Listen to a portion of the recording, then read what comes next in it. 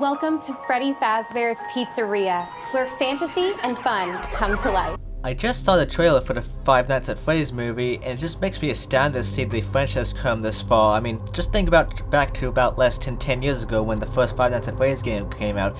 It was a very scary horror game, of course, but it was also extremely simplistic and a very special emphasis on extremely simplistic. Let's actually talk about the first Five Nights at Freddy's game. The game was first released on August 8th, 2014 for Windows computers, and then it made its way to Android on August 24th, 2014, and then onto iOS on September 11th, 2014, so that's all the mobile systems out of the way.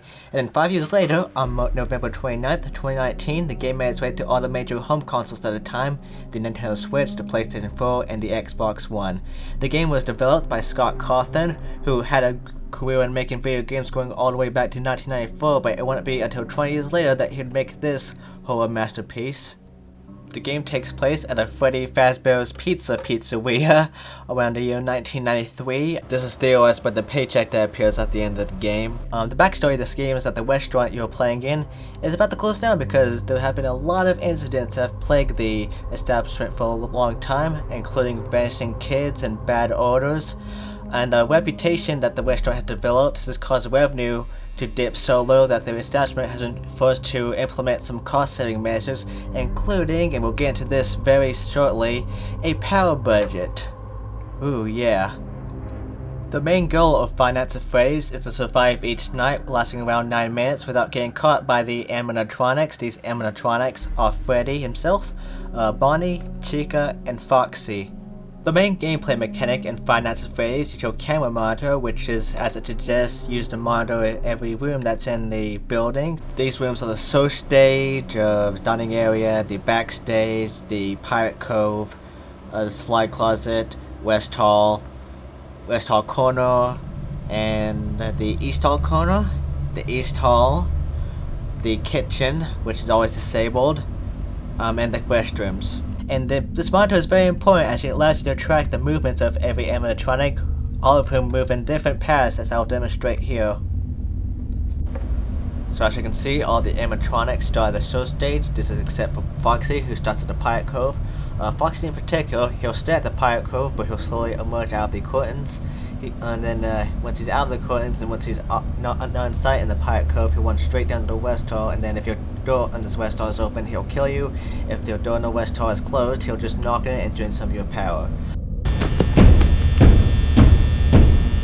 So as for the other animatronics, Bonnie starts from the store stage, enter the dining area, then he'll enter the supply closet, and then he'll get out of the supply closet and return to the dining area, and then move down to the West Hall, and then he'll make his way to the supply closet, then he'll get out of the supply closet, enter the West Hall, to the West Hall corner, and then finally he'll show up at a blind spot outside your office door in the West Hall, and then if the West Hall's door is open, he'll likely sneak into your office, and then he'll kill you.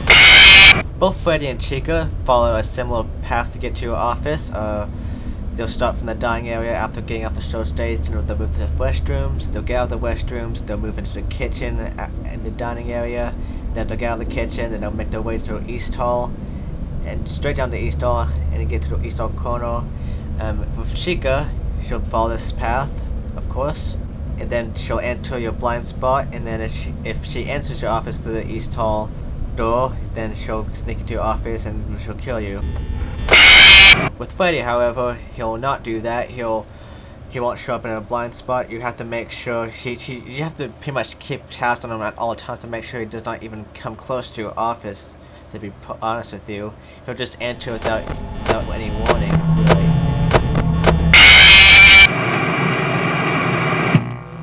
The other gameplay mechanics in Five Nights at Freddy's are the doors, which you can use to block animatronics from entering your office, and the lights which will illuminate the blind spots that the animatronics can hide behind.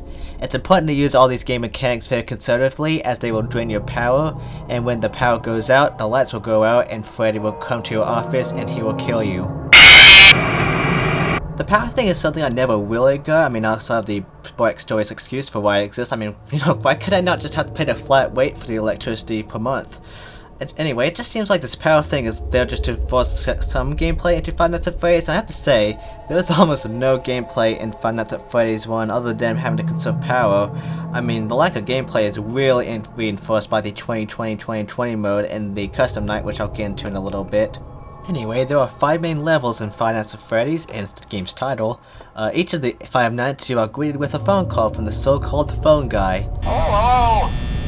I wanted to record a message for you to help you get settled in on your first night. One of his purposes is to inform you that there is totally nothing suspicious going on at your workplace. But I'm here to tell you there's nothing to worry about. You'll be fine, but there's really nothing to worry about. Not that you would be in any danger, of course.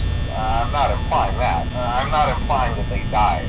That's not what I meant. His main purpose in actuality is to assist you on the game's mechanics and to instruct you what to watch out for every night. Also, check on the curtain in Pirate Cove from time to time.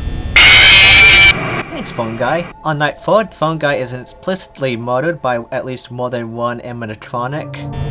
I always wondered what was in all those empty heads back there. You know. Oh no. On night 5, you don't even hear from the phone guy, and all you get is instead this jumbled mess supposedly from the book Biography of a Yogi.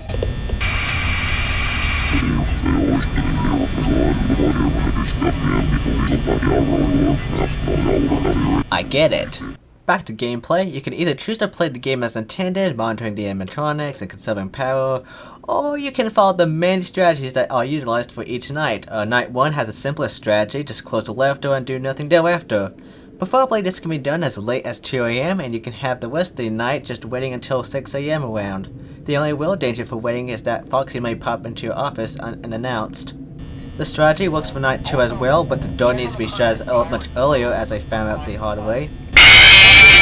This strategy also works for night 3, but a more preferable strategy from this night up to the end of the game is to check on Foxy to see his moves, check the lights for Bonnie and Chica, and repeat!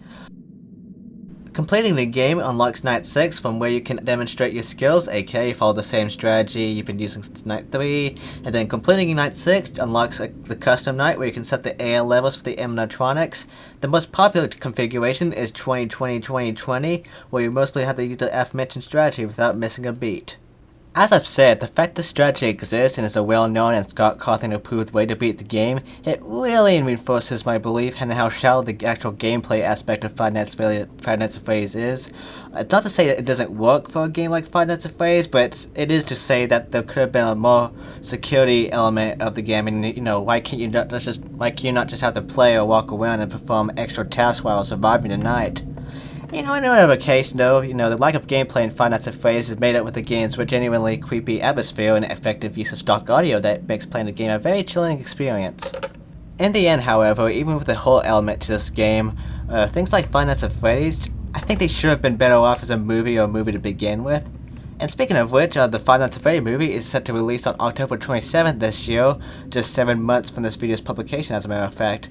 Here's to hoping it's good, and it certainly looks good based on the trailer, so maybe it will be good.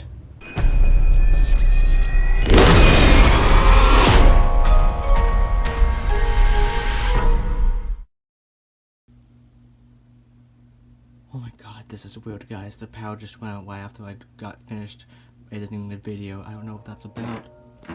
Do you guys hear that? I guess they're coming out from outside my room.